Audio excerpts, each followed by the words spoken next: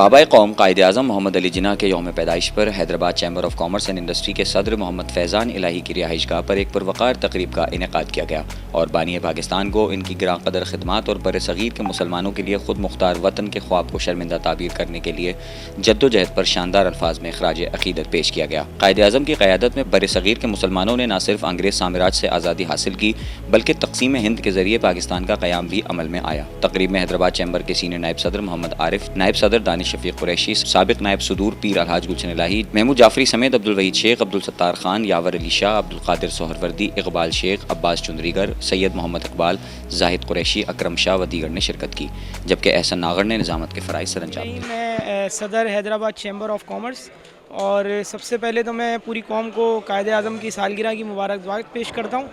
اور مبارکباد کے ساتھ آج حیدرآباد چیمبر آف کامرس نے جو پروگرام کیا قائد اعظم کی سالگرہ کے حوالے سے،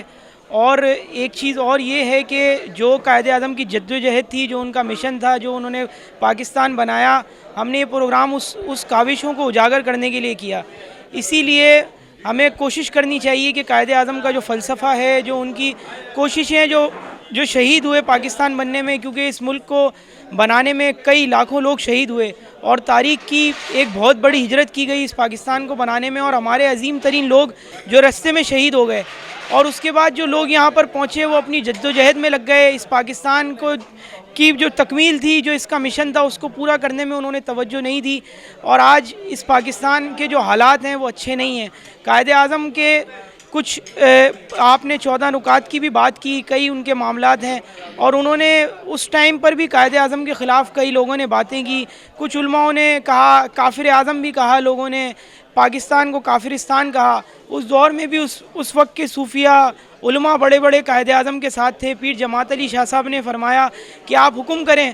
میں آپ کا سپاہی ہوں کہ مجھے کیا کرنا ہے۔ اسی طرح اور علماء، صوفیہ، بزرگ آپ کے ساتھ چلتے رہے، اور الحمدللہ پھر 1947 میں پاکستان بنا۔ علامہ اقبال سے پوچھا گیا کہ آپ نے اس وجود کو کیوں سلیکٹ کیا پاکستان بنانے کے لیے، تو علامہ اقبال نے کہا ہی از انکرپٹیبل، ہی از انپرچیزیبل، نہ کبھی بکے گا نہ خیانت کرے گا۔ تو پیغام یہی ہے کہ قائد اعظم کی جو فلسفہ ہے، جو ان کی کوششیں تھیں، جو ان کے مقاصد تھے، ان پہ عمل کیا جائے